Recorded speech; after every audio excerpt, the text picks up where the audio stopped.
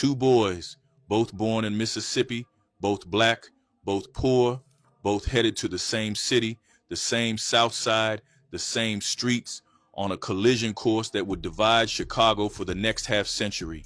Jeff Fort, born February 20th, 1947, in Aberdeen, Mississippi.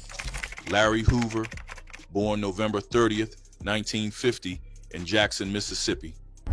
Fort's family lands in the Woodlawn neighborhood in 1955. Hoover's family rolls into Englewood when the boy is barely 4 years old. Neither family had much. Neither neighborhood had much either. What those streets did have was war. All right, y'all. Now let me keep it real with you for a second. I spent like 3 straight hours digging into Jeff Fort's early years, and what I found, man, it honestly surprised me. Because the story everybody thinks they know, the gangster, the terrorist, dude locked up in Supermax for life, that story don't start where you'd expect. It starts with a kid who was so good at calming people down, settling arguments, bringing folks together, that people around him had a nickname for him. They called him Angel. Angel Jeff Fort, the same man who would later negotiate a terrorism deal with Muammar Gaddafi. They called him Angel. By the time he's 18 years old, Fort has done something almost nobody in Chicago gang history had ever managed. He took 21 separate street gangs, 21 crews who hated each other, and folded them into a single federation. He called the governing body the Main 21, 5,000 members answering to one structure on the south side of Chicago in the 1960s. That is not a street gang, that is an organization. Meanwhile, in Englewood, Larry Hoover is 13 years old when his gang's leader gets murdered. He doesn't run, he steps up. By age 15, he has grown the Supreme Gangsters to over 1,000 members. 15 years old. Then came the money. And this, personally, I think this is the most underrated part of the entire story. This is where the government handed the keys to the kingdom to a gang, smiled, and called it a poverty program. 1967. Fort creates a non-profit called the Grassroots Independent Voters of Illinois. He applies for a federal anti-poverty grant through the Office of Economic Opportunity. $927,000. Approved. Gang members are put on the payroll as job training instructors. President Richard Nixon publicly praises the program. Fort is invited to Nixon's inauguration ball in January 1969. He doesn't go. Jeff Fort gets invited to the White House and says, no, let that land for a second. But behind the scenes, the program is hemorrhaging money. Eugene Hairston, Fort's co-leader and assistant project director of the program, gets convicted of paying teenage gang members $1 each and some cold cuts to commit murder while running a federally funded jobs program. Senator John McClellan hauls Fort before his subcommittee. The very first question prepared for him, after all the congressional resources, all the investigators, all the federal scrutiny, the first question is, where do you live, Jeff? Fort refuses to answer. He refuses to answer every single question, convicted of contempt of Congress. McClellan stands up and declares, it doesn't make sense, this squandering of taxpayers' money. And the White House, the same White House that praised the program, says nothing. Then comes January 1969. Fort and Hoover sit down to talk alliance. And for one brief moment, it looks like the two most powerful young gang leaders in Chicago history might unite. They don't. Fort refuses equal partnership. He wants the throne, not a table.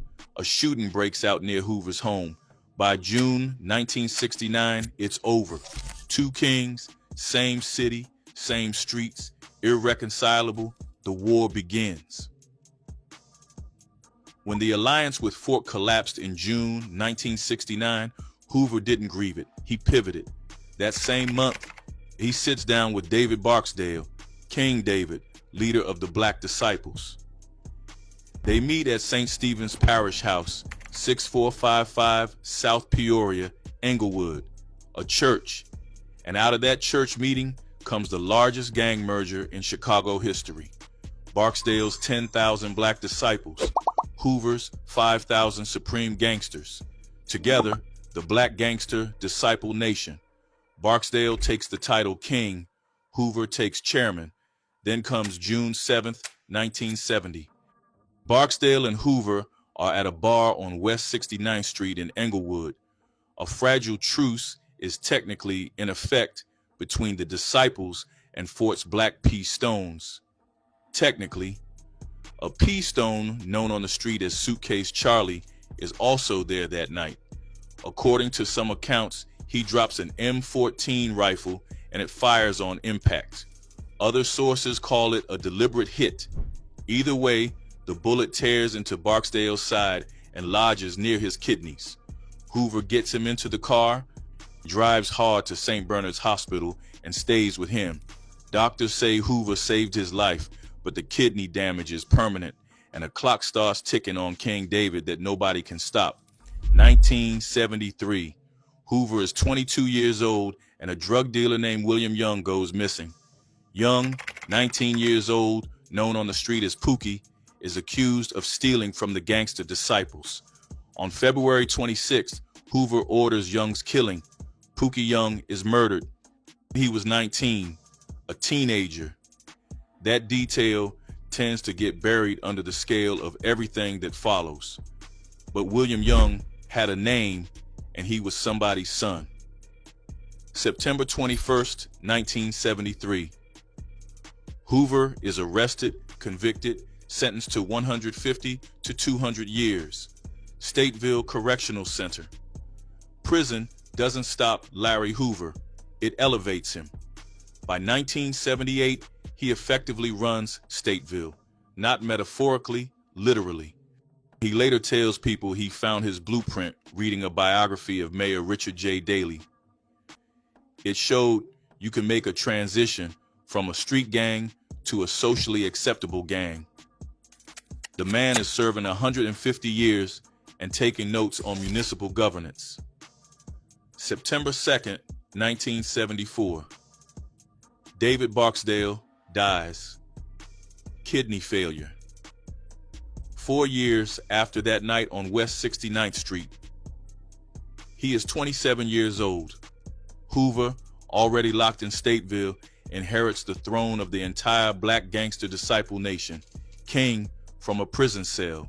April 1978, Hoover organizes a work stoppage at Stateville over rotten food and brutal conditions.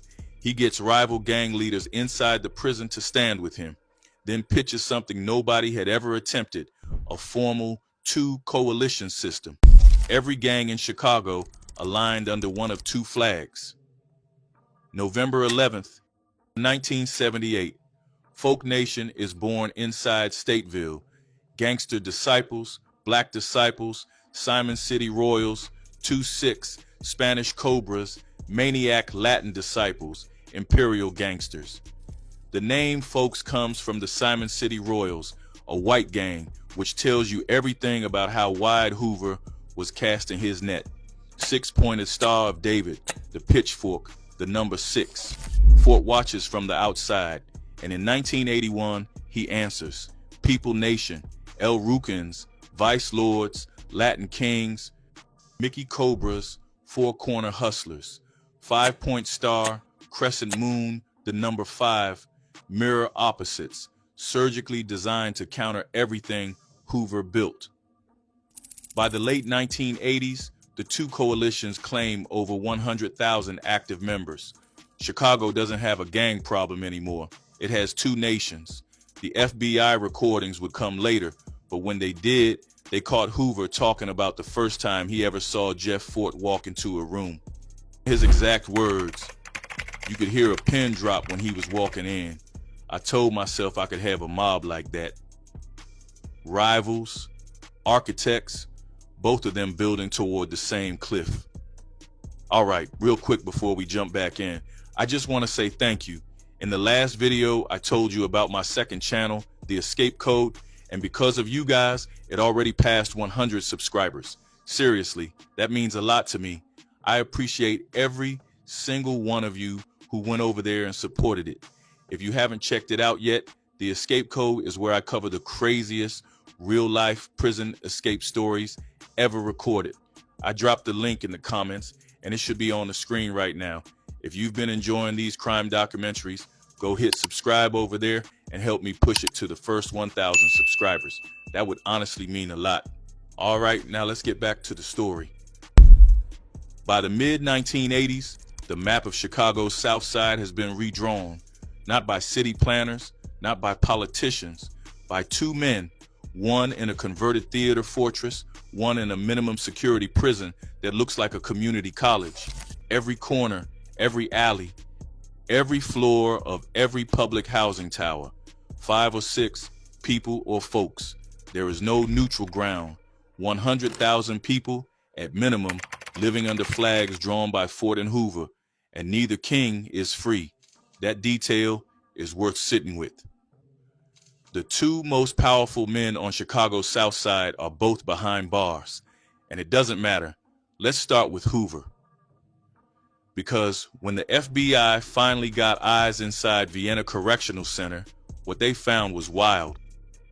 Now I've been inside a prison once, doing a journalism piece, and even a regular medium security spy hits you the second you walk in. Heavy doors, concrete, that feeling in your chest like the place is pressing down on you. But Vienna? According to the investigators who saw it, the place didn't even feel like a prison. It felt like a campus. And Hoover? He wasn't just another inmate there. He was the landlord. FBI recordings document what daily life looked like for the chairman. $400 alligator boots, specially prepared food, not cafeteria trays, actual meals.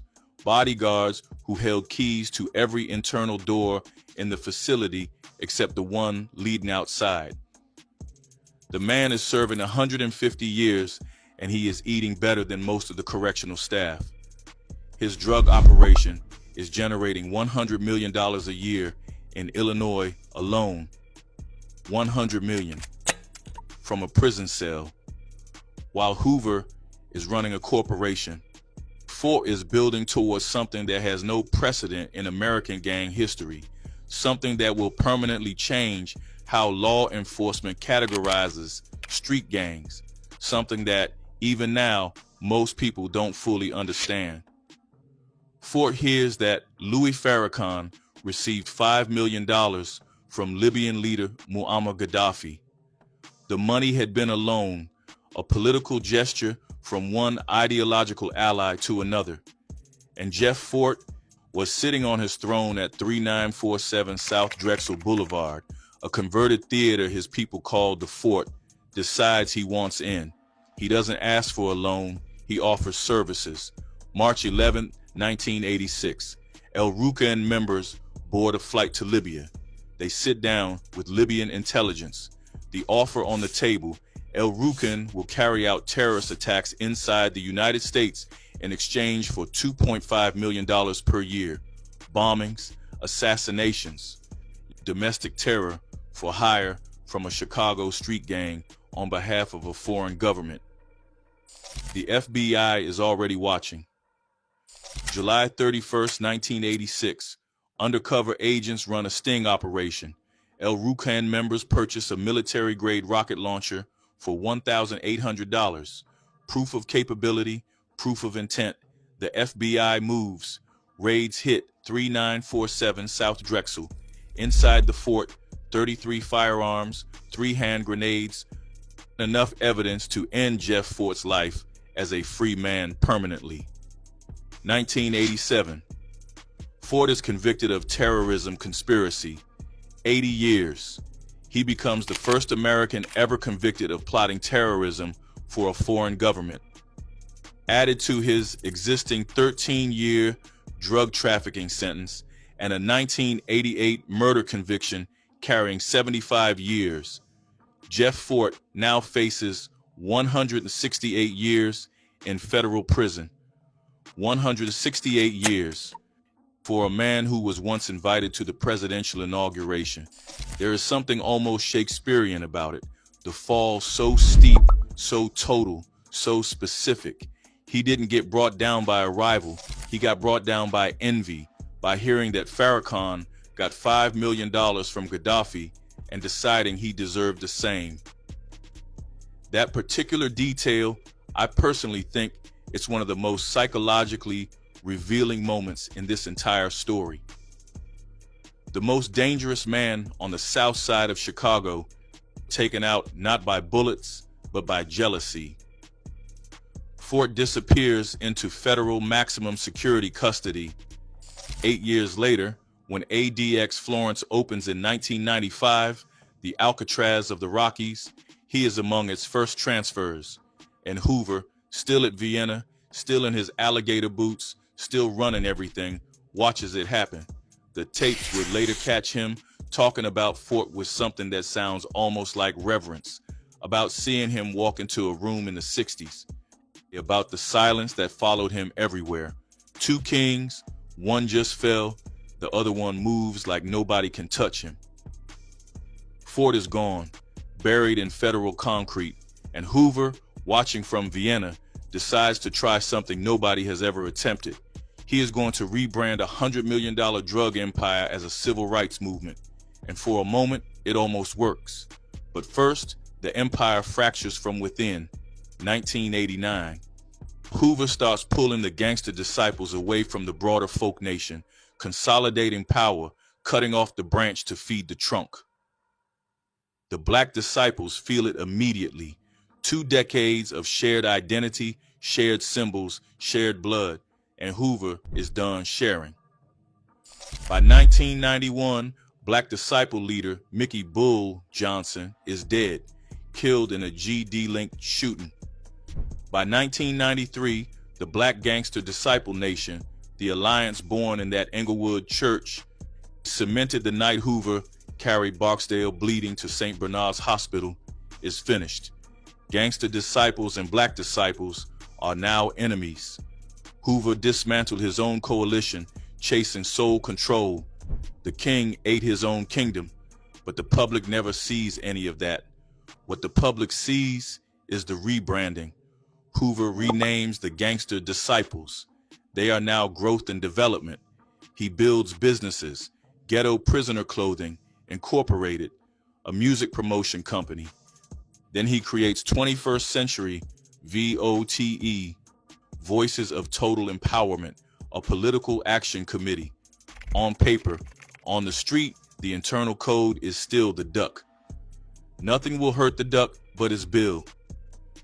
You do not discuss gang business, ever. Anyone who talks risks death. The politics are window dressing. The operation underneath never stops.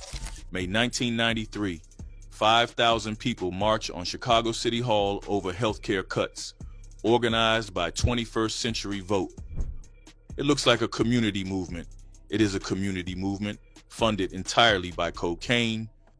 August 1993, Hoover applies for parole, and here is where Chicago's political class loses its mind completely. Former Mayor Eugene Sawyer endorses him publicly, calls him a peacemaker. Chicago aldermen make the trip to Joliet Prison to personally vouch for the man. Illinois Attorney General Roland Burris, the state's top law enforcement officer, claims neutrality. The Chicago Tribune editorial board erupts. How can political leaders take up his cause? The answer is not admiration, it is fear. When a gang runs 30,000 members across 35 states, aldermen don't show up because they believe in rehabilitation. They show up because they understand power. What none of them mention, the Chicago Tribune is already pulling the thread. What they find is this: 21st Century Vote's founding directors include a convicted murderer, a felon convicted of attempted murder, and an ex-convict who police say personally smuggled drugs into prison for Hoover. One founding director is awaiting trial for murder. That is the board of the Political Action Committee that just put 5,000 people in the street. September 1993, 10,000 gangster disciples gather at a picnic in Kankakee. Hoover's pre-recorded voice plays over speakers. The grounds are decorated with murals listing active gang leaders, Hoover's name among them, while somewhere across the city, a school principal is writing the parole board, calling him a visionary. The FBI has been in the room the whole time. October through December 1993, federal agents plant transmitters inside visitor badges. Every in-person meeting captured. The tapes document a man ordering violence against rivals, micromanaging distribution routes, and moving drug money through nonprofit accounts. Not $1 of growth and development funding ever reached a community program. Not one. August 31st, 1995, 40 counts. Conspiracy, extortion, money laundering, continuing criminal enterprise. 1997, convicted on all 40, 6 additional life terms. At sentencing, Hoover stands and calls it a politically motivated farce, says the U.S. attorney prosecuted him to launch a political career. The judge sentences him anyway. Prosecutor Ron Safer delivers the number that ends every debate. In the final year before the federal case, there were 930 murders in Chicago. The gangster disciples were responsible for more than half. Hoover is transferred to ADX Florence, Colorado, the Alcatraz of the Rockies. Soundproof concrete cells, 23 hours a day, alone. And when he arrives at ADX Florence, Jeff Fort has already been there for years. ADX Florence, 49 acres of poured concrete and razor wire in Fremont County, Colorado. El Chapo, the Unabomber, the 9/11 conspirators, and somewhere inside that fortress, locked in separate cells, the 2 men who divided Chicago. For years, the streets whispered a rumor. People said that around 2015, the government pulled Fort and Hoover off lockdown. Said they sat together in a cafeteria, holding symposiums, talking about community reform. 2 old rivals finally making peace. Man, I wanted that to be true. But let me keep it real with you. For men like Fort and Hoover, ADX Florence doesn't have a cafeteria. It doesn't do symposiums. It is designed for absolute crushing isolation. Soundproof, 7x12 concrete boxes. Meals pushed through a steel slot, 23 hours a day, alone. The 2 most powerful men to ever run the South Side live in the same facility, but they will never see each other's faces again. Meanwhile, outside those walls, the gangster disciples now operate in over 100 cities across all 50 states. The lines these 2 men drew never disappeared. They just spread. October 11th, 2018, Kanye West sits across from Donald Trump in the Oval Office and makes his case. He calls Hoover a beacon, a living statue, then delivers the line, "Nobody forgets." In an alternate universe, I am him, and I have to go and get him free. December 2021. Kanye and Drake end their years-long feud for one night. 70,000 people at the Los Angeles Memorial Coliseum. 240 nations streaming. All of it for a man in a concrete box in Colorado. May 28, 2025. Trump commutes Hoover's 6 federal life sentences. The headline screams freedom. The fine print says otherwise. Presidential clemency does not touch state crimes. The chairman's 200-year Illinois murder sentence for 19-year-old William Pookie Young, killed in 1973, remains. His state parole date, October 2062. He would be 111 years old. Jeff Fort, Still at ADX Florence, 168 years.